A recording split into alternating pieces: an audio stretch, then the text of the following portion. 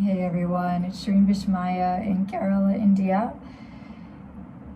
11 months later, I'm still here. Oh my God, I don't even know where the time went, but here we are. And I missed a few moon cycles. I apologize for being missing in action the last couple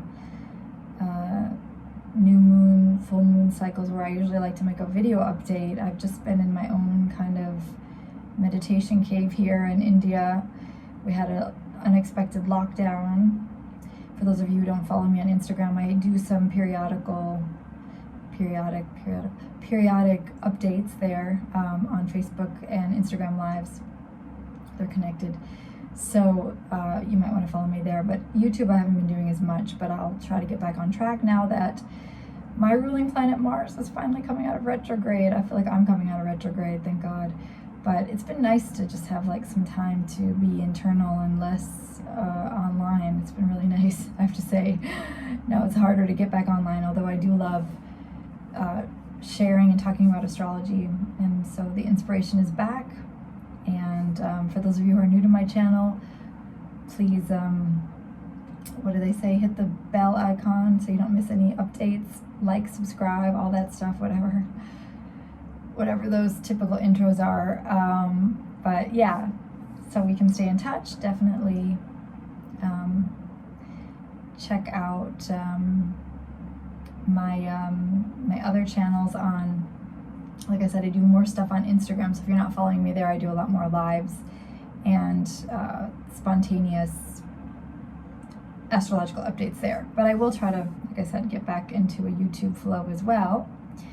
So, especially when there's big events like what's happening right now in the sky, because we've got Venus changing signs. Well, Venus just changed signs to Scorpio.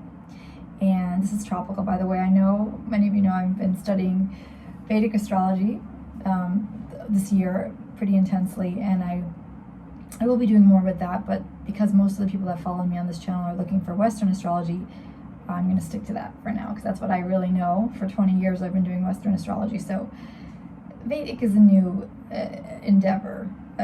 Not new and not so new. I mean, it's been in my life for many years, but more officially studying it now. So, but for the sake of these video updates, just so it's not confusing, it's going to be still the tropical zodiac. So what we have is two things. So Venus she just moved into Scorpio this morning, and then later today the sun is going to be moving into Sagittarius. So we're coming from the death archetype to the temperance archetype. So what that means is we're going from water to fire, and it's a powerful time of, this is the sun I'll talk about first, because Venus is doing a whole other thing. But there's often when there's a big, what my astrology mentor Edwin Steinberger used to say, it's like we're in a planetary wobble. So when we're in that, often we feel off balance, and it's because we're coming out of this deep dark Scorpio tunnel. Like even me kind of re-emerging out of the depths of my inner world and the privacy. You might be feeling that too, like the fire, the inspiration's about to kick in again. That said, Venus is changing signs, and she's going to go deep. She's really asking us in our relationships to go deep and to look at our relationship to death and to loss. And death, of course, is our greatest spiritual teacher. And certainly it's been our teacher for 2020. Death has been in our face. It's not just a remote concept. No matter where we are in the world, this is one time unprecedented where we're all confronting death at the same time, because it's in our face wherever we are on this planet. It's not just affecting one corner of the earth, it's the entire earth having to look at death and look at loss and look at what happens when things change overnight, when there's a big change, because death is not just about the actual loss from the physical body, but it's any change in our reality. And certainly being in India, death is always just embedded in the culture here. But even that, the level of change even that I've experienced in India, just in my daily life, like I used to have very set practices and timings and rituals here, and it changes every other day. Like we never know what's going to be open, what's allowed, what's you know, I haven't been to the beach since February. Suddenly the beach is open. I will never take that for granted again because I couldn't see the beach for months. Now it's open. Who knows for how long? That's how life is right now. Like, we can't take anything for granted. Like, death is our greatest teacher to say, like, don't just assume it's going to be around, or that person's going to be around, or that opportunity is going to be around forever. You just don't know. My guru says, you know, you could be telling your friend 1 minute, hey, I'll be right down, and then on your way down you have a heart attack, and God forbid, or something happens. You know, you just can't take anything for granted. It's like every moment is a gift. Every moment is precious. And this is the real teaching of death and of 2020, I feel. So Venus now moving into these deep, dark waters of Scorpio really help us to go into our inner secrets and to really reflect. You might already feel yourself wanting to reflect on some of your relationship patterns and your desires, and how desires have maybe trapped you, you know, because they're really, like, especially when we get to Scorpio, it's like that's where we get into that part of us that wants to go so deep and be vulnerable, but also the ego will get into possession from that, you know, like a feeling of like, oh, I don't want to let this go. I want to hold on to this, you know, and there's that tenacity of all the fixed signs, but especially the water fixed energy of Scorpio, the emotional fixity that makes us want to hold on to that emotional experience. It's difficult to let go of emotional experiences. Even if we let go of the object or the person or the attachment, the emotion stays with us. But that can actually be the real gift of Scorpio, is that things, just as death, Scorpio, the death is the teacher that forms change, but the internal connection doesn't have to die, you know?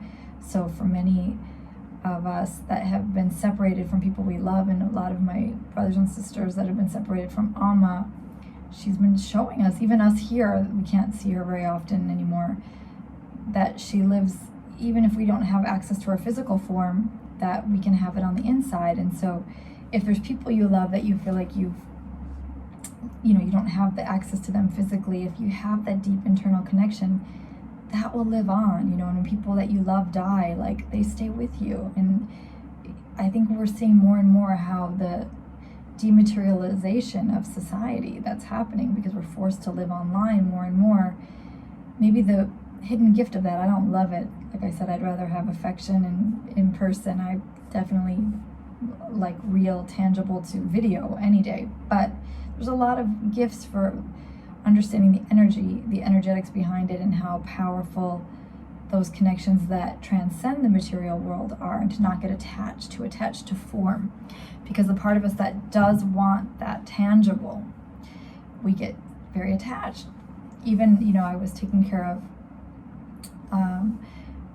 Alma's family's dog here for the last several months, and then because of our recent quarantine, you know, we can't have access to Shakti anymore, and it's been heartbreaking because, you know, I used to walk him, and I haven't been able to see him in 6 weeks now already.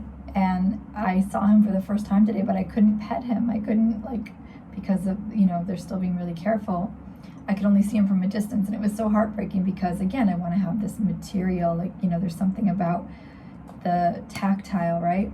That's the opposite sign of Scorpio, by the way, Taurus, which really loves to have that deep, you know, the sensual connection, like to feel it through the senses, which often, that's the danger. We love it, but it gets us attached. Like, once the body's involved, once we're living through the senses, you know, it's like the attachment is even more intense, right? So how do we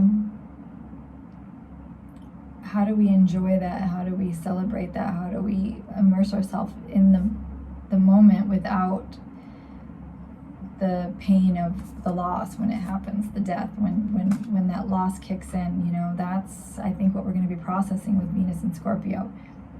And also how far we go with our desires, which desires lead us into these deep pits of hell and misery, and which ones help take us deeper into ourselves. Ultimately, it's all to take us deeper into ourselves. But if we're looking for something on the outside, always death as the teacher is saying, look, nothing is permanent, everything's going to change. So anything you're attached to externally is going to change form, and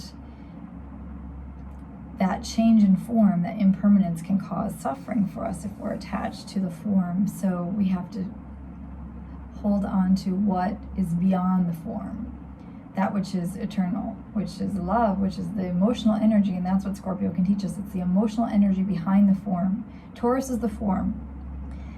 Scorpio is what happens after the form changes form or dies. People leave their body, relationships leave your life. You no longer have access to a beach. You no longer can pet a dog.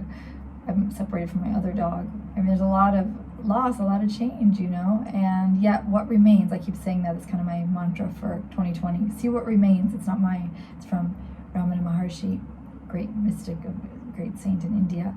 See what remains. That this is the year to see what remains. So I don't want to make this too long, but as we move into Sagittarius cycle, we're just starting that tonight. We're getting ready for a full moon eclipse in just a little over a week from Monday.